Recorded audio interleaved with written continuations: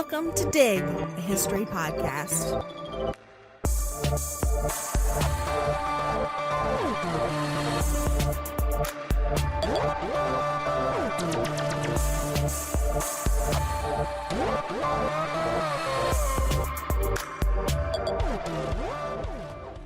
He will hear my call a mile away. He will whistle my favorite song. He can ride a pony backwards. What are you doing? Summoning a true love spell called amorous. He can flip pancakes in the air. He'll be marvelously kind. And his favorite shape will be a star. And he'll have one green eye and one blue. Thought you never wanted to fall in love. That's the point. The guy I dreamed of doesn't exist, and if he doesn't exist, I'll never die of a broken heart. That exchange is, of course, between young Sally Owens and a young Gillian Owens in Alice Hoffman's classic tale of sisterhood, love, and magic, Practical Magic. If you quote from Practical Magic, the universe hears and changes your Reels algorithm to Practical Magic Core. Probably just by listening to this episode, you're going to start seeing mood board videos for old Victorian houses, elaborate herb cabinets, handmade brooms, and margaritas. Yes, of course.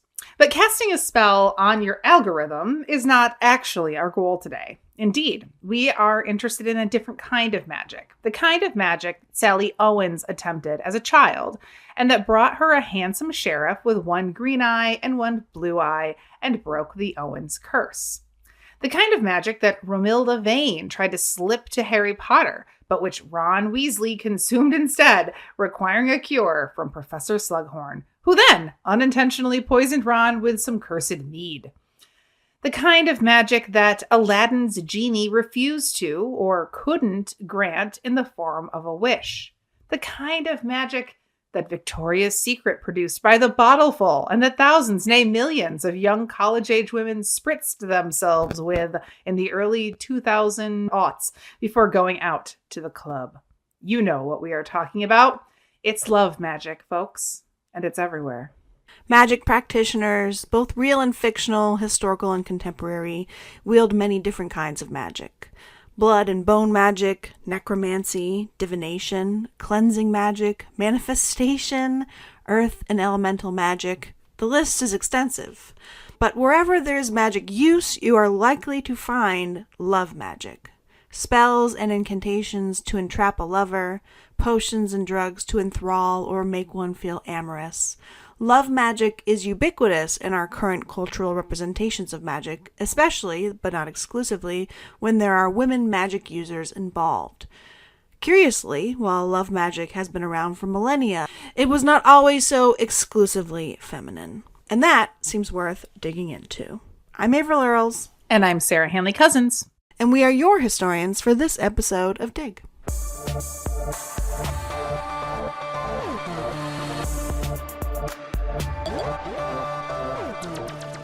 As you hopefully already know, we have a co-authored book coming out on October 15th, 2024.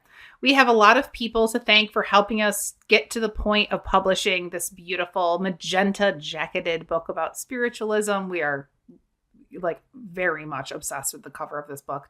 But at the top of that list are all of our Patreon supporters.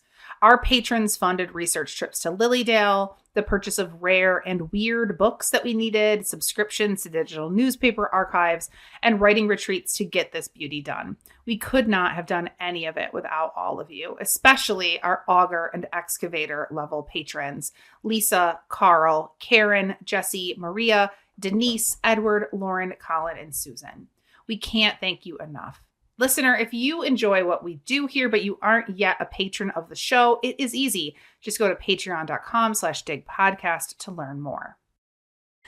And before we begin, we want to acknowledge that each of our episodes relies on the research and writing of historians and other scholars.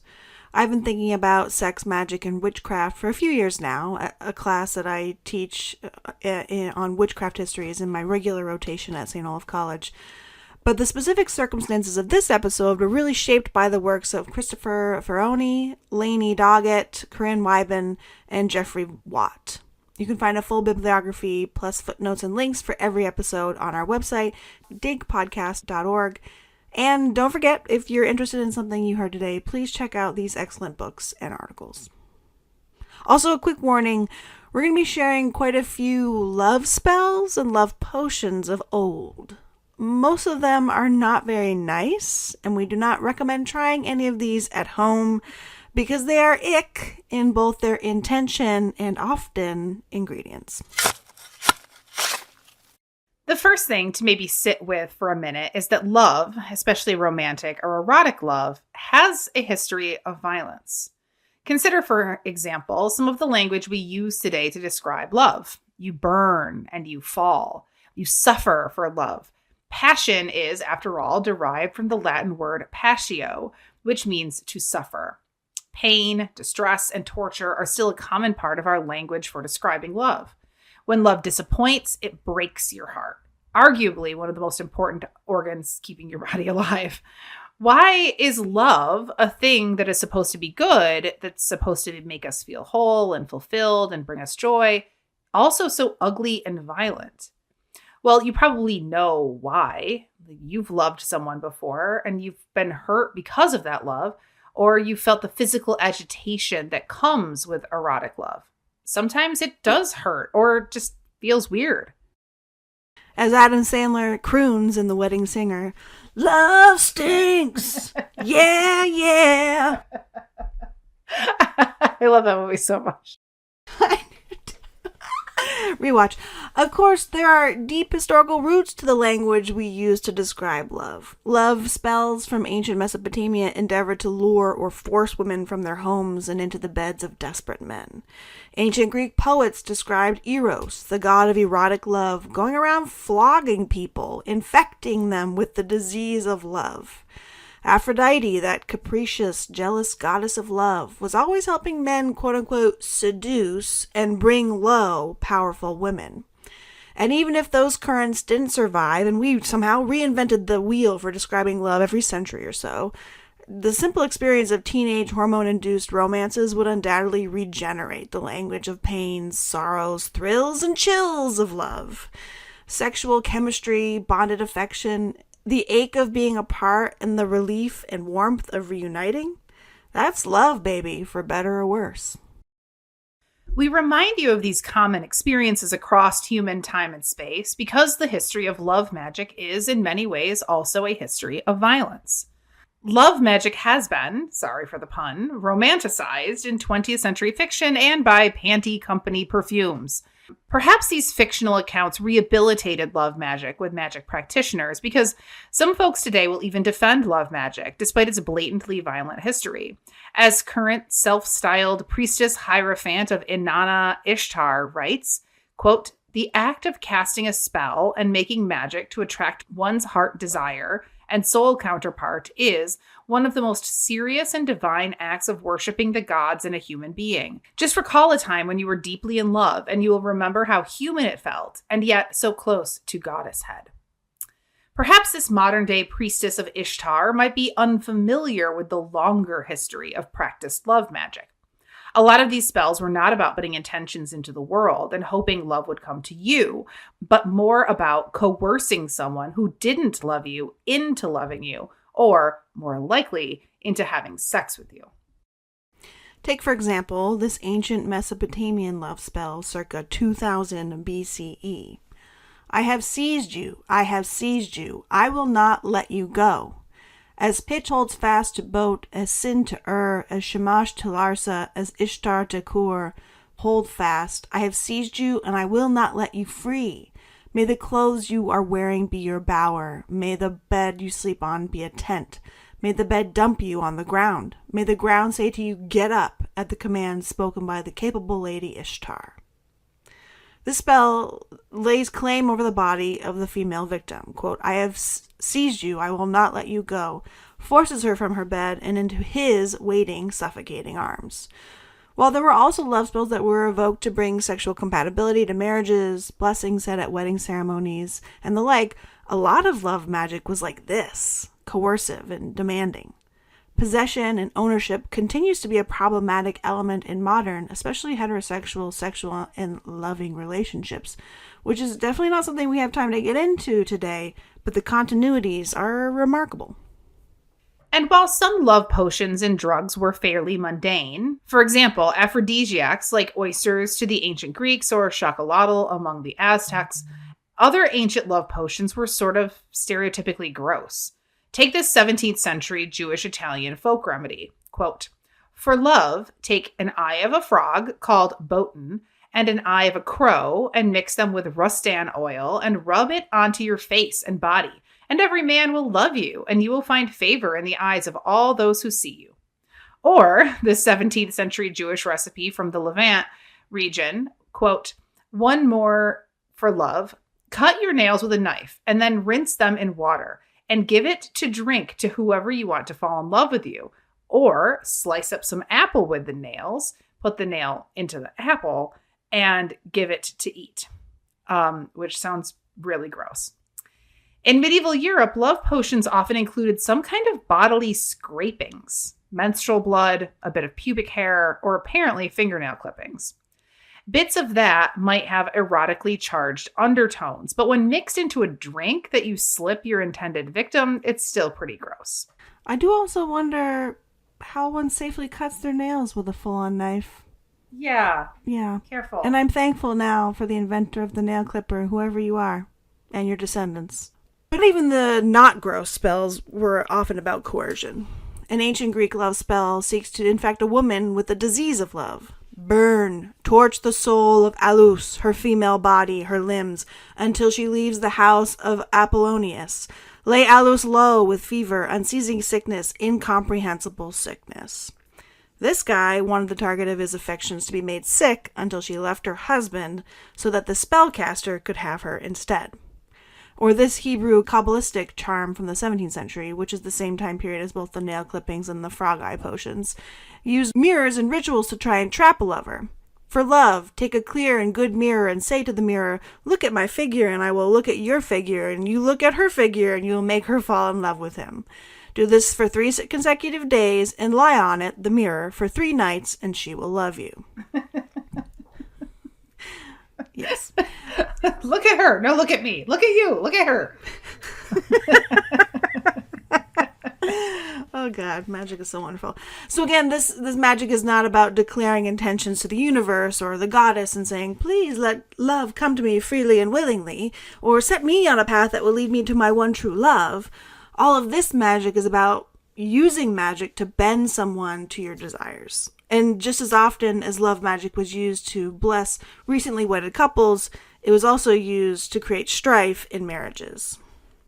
According to Christopher Farione, a scholar of ancient Greece, love magic was common in 5th century BCE poetry, plays, and even in the histories of Herodotus. Poet Pindar tells of how Aphrodite taught Jason how to use a magic charm and incantations to set Medea, quote, "aflame with desire for him." In the plays, characters use drugs or incantations to orchestrate love affairs and or disrupt existing relationships. In Euripides' Hippolytus, the nurse says, quote, "It just dawned on me in the house I've got enchanting charms for passion which will put an end to this disease of yours without any shame or damage to your mind, if you do not become cowardly. We've got to get some token of that man you desire, either a lock of hair or a thread from his cloak, and then fit together one benefit from the two." The use of aphrodisiacs showed up in Herodotus's description of Queen Laodice's prayers to Aphrodite, and in the sensational biographies of ancient Greeks and Romans written by the likes of Cornelius Nepos, Plutarch, and Suetonius. According to Farione, love magic shows up in one way or another in the literature of every epoch of ancient Greek history, from Homer to the spread of early Christianity. The Iliad and Odyssey feature stories of love magic, from Aphrodite's magical belt as a tool of seduction to the siren's song as a sort of erotic incantation. Ancient Greek brides-to-be consumed charmed or cursed apples, pomegranates, quinces, and other fruit to kindle marital affection for their betrothed, a practice echoed in Hippomenes' seduction of Atlanta. And just as a side note, I read a bunch of Katie Roberts' Dark Olympus spicy romances, which are basically if the gods were around today, what they would be like and how the sex would be. And the Atlanta story Atalanta story is in there, but I don't remember any apples, so now I feel like I have to go back and reread it. Yes. We're fortunate to have so many writings of these ancient artists and scholars preserved. Of course, as Ferioni argues, some scholars of ancient Greece would overinflate the weight and influence of the philosophers and playwrights like Aristophanes and Xenophon, whose writings make light of love magic, seeing it as a joke or obviously something that reasonable people wouldn't do. But the intellectual elite of ancient Greece were not the average Athenian, Spartan, Carthaginian, or Trojan. In many cases, these texts poke fun at what the authors perceived to be the foolishness or superstitious behaviors of the common person. Archaeologists and historians have uncovered all kinds of magic ephemera that reinforce just how much magic use, including love magic use, was part of the everyday in the ancient world. We have evidence of ancient Greek love spells written out on lead tablets in the 1st century CE, nearly 500 years after the plays of Euripides were written and performed, or Herodotus compiled his histories. Like this one, quote, "Take away the sleep of that woman until she comes to me and pleases my soul. Lead, blank space, loving, burning on account of her love and desire for me. Force her to have sex with me, blank space. Impel, force her to come to me, loving, burning with love and desire for me, blank space. Drive, blank space, from her parents, from her bedroom, and force her to love me and give me what I want."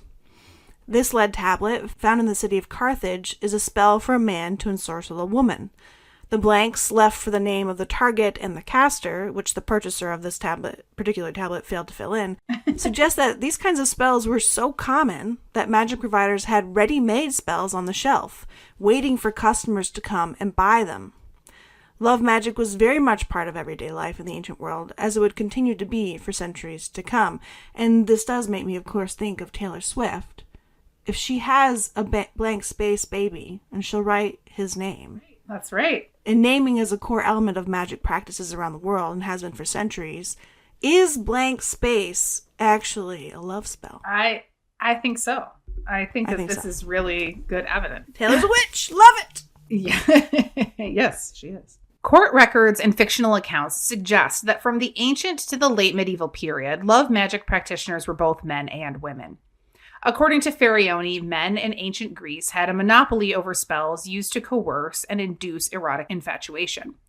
Erotic love, that commanded by Eros, came in the form of spells like these. Bring to perfection the content of this binding love spell, in order that Theodotus, daughter of Aias, may never have experience of another man than me alone, Ammonion. She being enslaved, driven mad, flying through the air in search of me, Ammonion, son of Hermetarius, and so that she may bring her thigh to my thigh, and her nature to my nature, for intercourse always, for the entire time of her life. Ooh, racy. Whoa. The spellcaster here seeks to enslave and drive mad the intended victim, and prevent her from ever being with another man. There's a definite erotic charge to this spell. She should bring her thigh to his thigh in probably a very boring missionary style, so that they would bone, shall we say, in that sealed position for all time.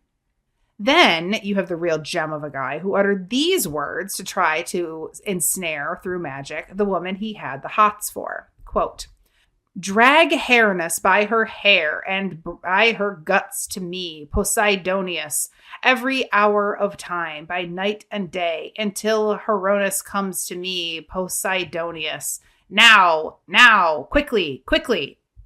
This one is even more clearly violent, beseeching a god to drag this woman by the hair and guts and bring her to him. These are kinds of love spells attributed to men in ancient Greece. As we'll discuss in a bit, coercion and violence continued to be the character of love magic as practiced by men well into the early modern period. Conversely, women in ancient Greece tended to wield spells that increased affection from those they were already involved with, their spouses or lovers, or that is more like the magic that our modern-day priestess Hierophant believes in. For example, this spell is an incantation to be recited when the husband of a woman is angry with her. I call on you, O Ishtar, because he does not tell me the words of his heart, because he is angry and does not talk to me. The rite is accomplished as follows. You weave together a single strand of tendons of a gazelle, hemp, and red wool. You tie it into 14 knots. Each time you tie a knot, you recite the preceding incantation. The woman places this cord around her waist, and she will be loved. And now note that she will be loved, not that Markle will love her. Mm-hmm. In stark contrast to the love magic of men, this spell seeks to repair something that already existed, and even then, it doesn't command anyone to do anything. It's harder to identify a victim of this love magic because there's no specific target. Interestingly, by the medieval period, the gender parity of love magic use continued, but not straightforwardly. In her work on late medieval Lucca, Italy, Corinne Weiben examined 4 court cases that involved love magic, 2 in which women were accused of using magic to seduce married men, and 2 in which priests were accused of using magic to seduce married women, all between 1352 and 1361. By the medieval period, love magic had been relegated to natural magic, which was typically a feminine domain. Secular authorities were worried about women who used magic, but especially love magic, because love magic might give women control over men's behavior and usurp the rigid patriarchal system.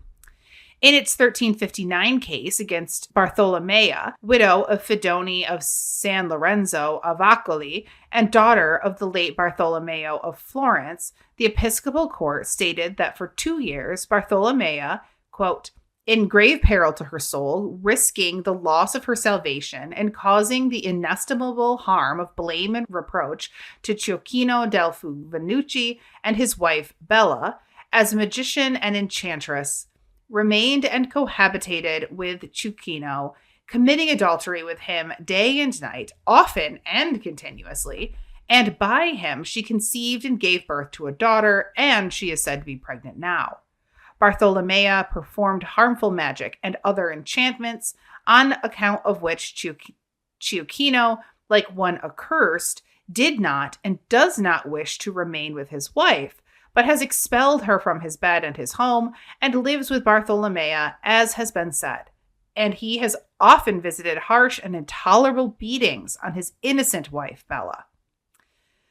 How this case came to the court's attention is unclear, but Weiben suggests that the high visibility of the affair, which resulted in 2 children, was enough to cause public outrage and force the authorities to intervene. As Weiben puts it, quote, the accusation takes issue not with magic per se, but with the resulting marital and social discord. Conversely, the only men in Lucca, Italy, in this period who were accused of performing love magic were priests. Priests who were, of course, technically men, but were not quite masculine men by medieval European standards. According to Weiben, in the 14th century, quote, judicial officials acted on allegations of magic when it facilitated adulterous sex, which destroyed the order of the household and, by extension, civic order. Anxieties about magic focused on women or clergy potentially using magic to alter the social or political order. Women using magic to control men's behavior inverted the proper power relationship between the genders. Priests using magic to steal women away from their lay male parishioners exacerbated the competition for masculine authority between clergy and laity. If and when these judicial officials feared magic, it was because they feared its power to disrupt and overturn the proper order of things. And in the 4 cases Weiben found in Lucca for the late 14th century, the concern was less the magic itself and, again, more the use of the magic to destroy this public order. And of those 4 cases, only 1 case resulted in a death sentence, and that sentence was more because the 2 accused and found guilty fled the law, and instead of because of their verdict demanded death. It was because they sort of evaded justice. Both of the priests who were accused and found guilty bore minimal consequences for their alleged love magic use and confirmed affairs with married women, and which is really a far cry from those found guilty of wielding magic, any kind of magic, but especially love magic, 150 years later. The late medieval and early modern European perception of love magic, and any kind of magic, began to shift in the 14th and 15th centuries.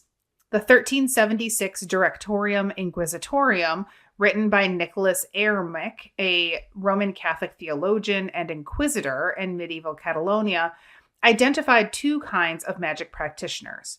Quote, those who practice chiromancy, or palm reading only, and those who, to predict the future or to penetrate the secrets of our hearts, grant to the devil a cult of worship or veneration. According to Wyban, on the subject of love magic, Eremic is unusually terse. He briefly addresses, quote, those who administer love potions to women, simply by commenting that these potions are frequently prepared by demon worshippers that go so far as to take a vow of chastity in honor of the devil. Eremic's perspective had no immediate effect on places like Lucca, Italy, in the decade after his publication, but that kind of thinking, lumping everything except palm reading in with devil worship, would start to bear fruit in the early modern period. Ancient and medieval magic did not link magic with witchcraft or the diabolical the way Europeans would start in the 15th century. In medieval Europe, love magic was typically a combination of sacred worship, including prayers to God and the occult. In the 14th century Lucca cases of Niesa and Nicolosa, Niesa, the practitioner, helped Nicolosa seduce a married man. They used a candle buried with a virgin boy, an Our Father, and a Hail Mary, and incantations that the court scribe opted not to commit in writing because they should not be spoken of. Though Niesa and Nicolosa's love magic was viewed very much as being disruptive to public good and order, the court did not assume that they were in league with the devil. 100 years later, the same circumstances would have produced very different results, as evidenced in the case of Metucha Francisci, whose association with love charms and healing arts led her to being accused of night doings with Lucifer. Still, as Wyban points out, while the interpretations of magic use changed significantly from the late medieval to the early modern period, in both of these cases, Europeans perceived any mixing of feminine sexual desire with magic as problematic and disruptive to the public good. For much of the duration of the witch panic across Europe, the 15th through the early 18th centuries, most magic, regardless of intent, was viewed with suspicion. Love magic, particularly when practiced by women, was labeled diabolical, attributed to the influence of the devil on feminine sexual desire. In Lucca, that anxiety about demonic love magic waned, and by 1628, a court case involving love magic did not mention the devil at all.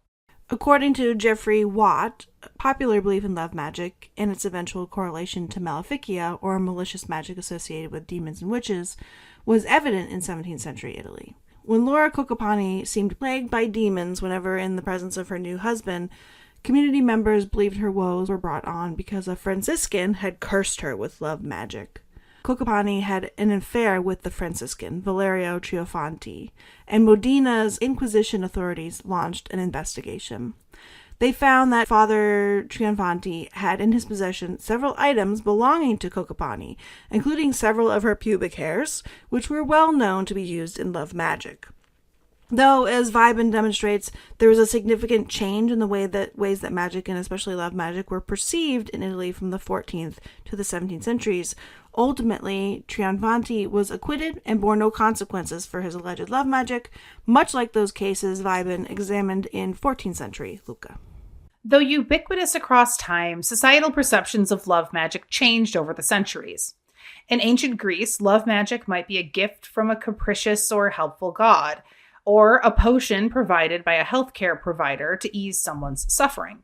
In 14th century Christian Italy, it was common and natural magic, which might include some light necromancy combined with Christian prayer and other incantations. By the 17th century in Italy, love magic was likely to be associated with demons and diabolical magic, because magic performed outside the sacred and sanctioned rites of the Christian churches was a threat to Christian domination of spiritual life. But what all these uses of love magic have in common, and what comes through in all the artifacts that we have preserved from these times that tell us about love magic, is how love magic was frequently about control and domination. We can certainly see this in the language of men's spells from ancient Greece highlighted by Farione, and in the 14th century Italian court cases.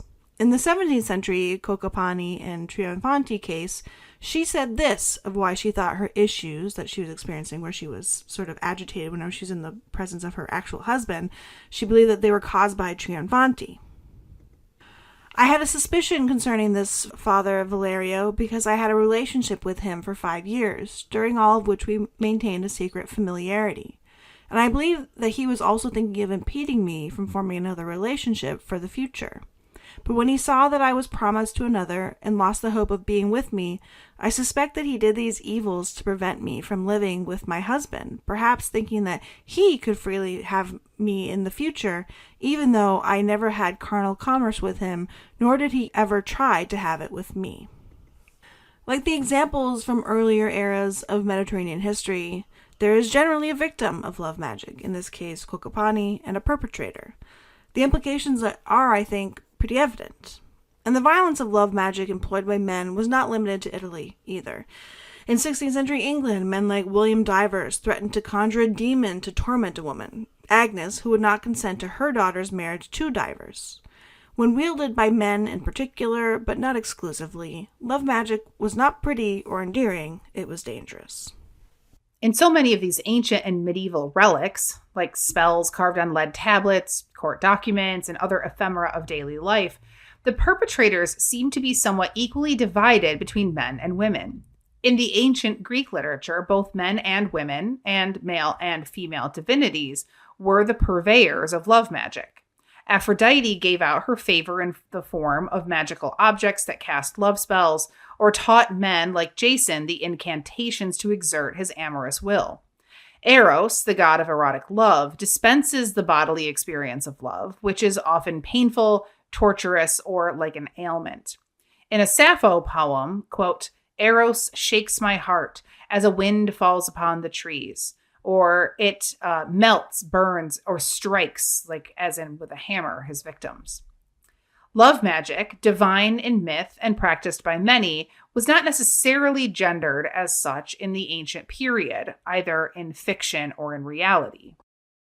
Curiously, by the medieval period, it seems that there was a shift in the fictional representations of love magic. In both 14th and 17th century Italy, men and women were accused and found guilty of using love magic.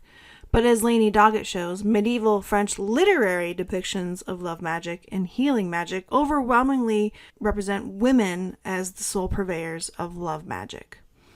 Even in 14th century Lucca, Italy, love magic was natural magic and thus associated with women even when practiced by men.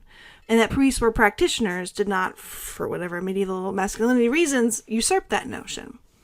Though there isn't a study of the longue durée of the gendering of love magic that we can reference here, the scholars of medieval and early modern Europe that I consulted for this episode seem to all agree that by the late medieval period, magic was being feminized and significantly demonized.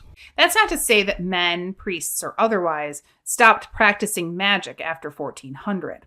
John Dee, a university-educated alchemist and magician, famously worked for Queen Elizabeth I, using his renown as a conjurer to position himself as one of Elizabeth's most trusted advisors, giving her advice in war and exploration.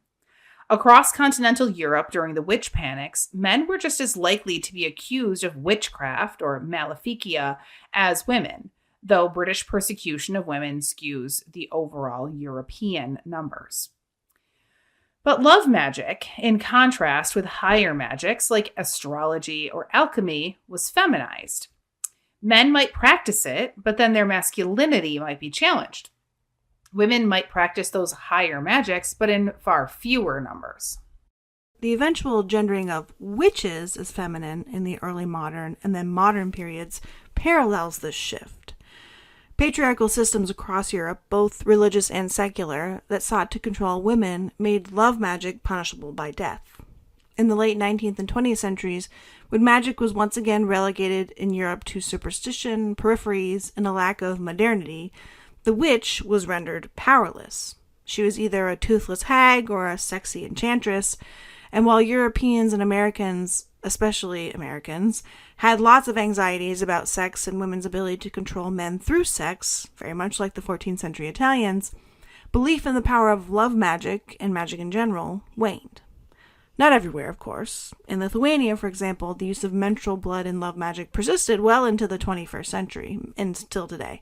A drop in a drink, occasionally mixed into food, as practiced 400, 800, 2,000 years ago, menstrual blood is still considered sacred or powerful in some places. Monica Balakany and Vytautas Navakas interviewed 323 people in Lithuania between 2000 and 2020, and the vast majority knew about the use of menstrual blood for love magic, though some thought it was stupid and some thought it was dangerous and immoral. But in most of Europe, the potential of love magic has been diminished significantly. Today, love magic is lighthearted, silly even.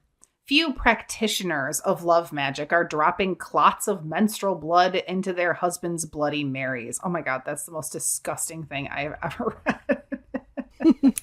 God.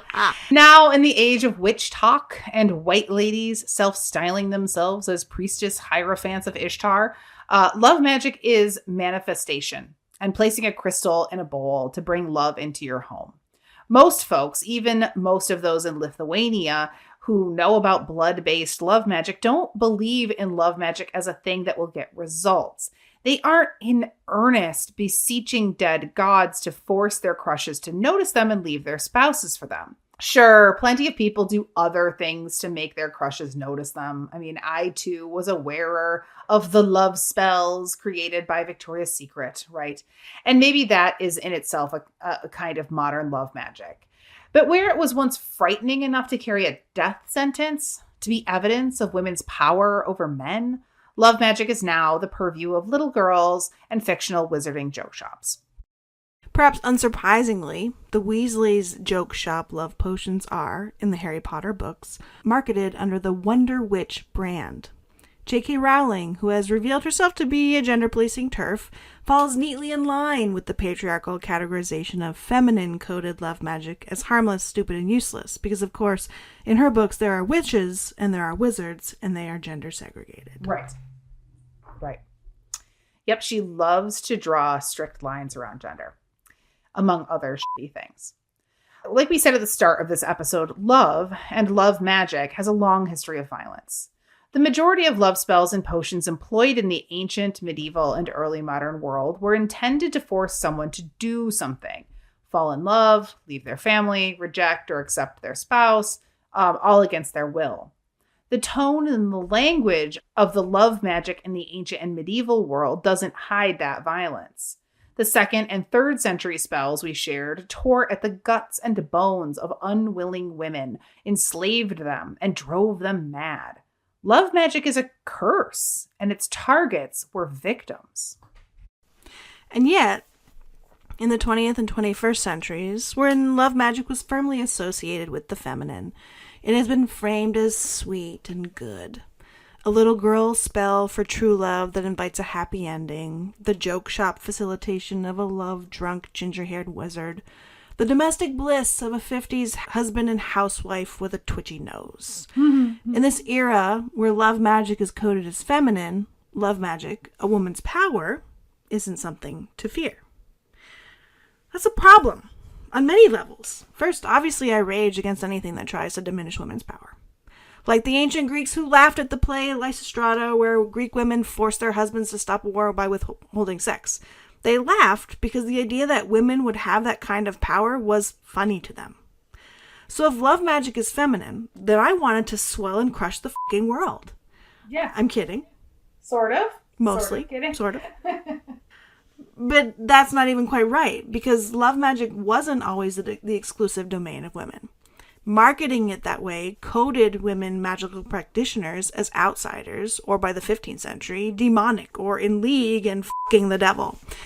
That too, like the 20th century marketing of feminized love magic as silliness, as a little girl's wish to never fall in love and die of a broken heart, as a joke shop product, as harmless, has been a way to remind women of their place and their powerlessness. Mm-hmm.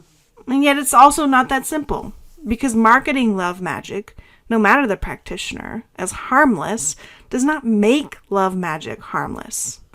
I say this because I think probably you don't want to be messing with love magic, because that's giving non-consensual, right? And we really need to be in a place of enthusiastic consent when it comes to love and sex. So maybe it's time to de-romanticize love magic and see it for what it is. A curse that will only do more harm to women. Mic drop. Thank you so much for joining us today on this romp through the history of love magic. As always, we invite you to follow us on Facebook, Twitter, Instagram, and TikTok at dig_history, or join our Facebook group, which is called Dig History Pod Squad. If you have a question or a comment, or you just want to share some kind words or some thoughts with us about an episode, you can always email us at hello@digpodcast.org. And I will tell you, we really love listener mail.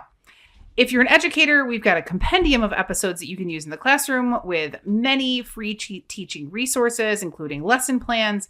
That is all on our website, which is digpodcast.org. And also, we realize that recent changes to curriculums in states like Florida and Texas will sometimes complicate being able to use our podcast episodes in the classroom. So if there's anything that we can do to help you out or to make that more possible for you, please do reach out to us. And of course, most importantly, make sure that you pre-order our book, Spiritualism's Place. You can do that right now. It comes out on October 15th. We are so excited about it, and we hope that you're excited about it too. As for the podcast episodes, though, remember that we always have full bibliographies, full scripts for all of our episodes, along with images and resources and links to our swag store, all at our website, digpodcast.org. Which is also where you'll find a full list of our upcoming events for our book launch. Check it out. Check it out. Check it out. Sign up for one, and then go watch Practical Magic. Yes, refresher. Thanks for joining us today. Bye. Bye.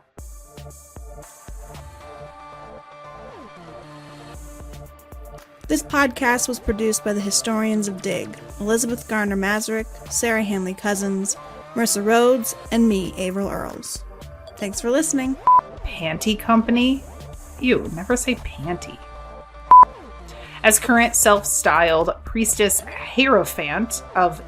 What? Priestess Hierophant of Inanna/Ishtar? Yeah, I don't know. That's what she calls herself. Okay, but I think it's Hierophant. Hierophant. For example, aphrodisiacs like oysters to the ancient Greeks, and Chocolatl.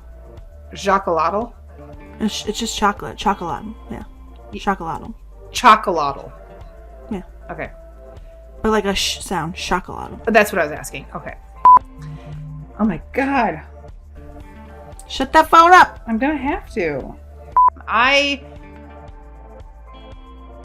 Were you or was I?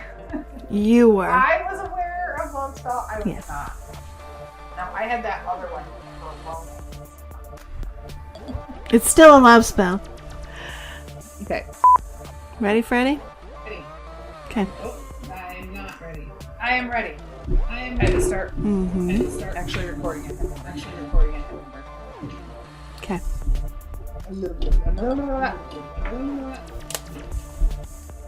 Good? I think so. As good as I'm going to be. Okay. Beginning.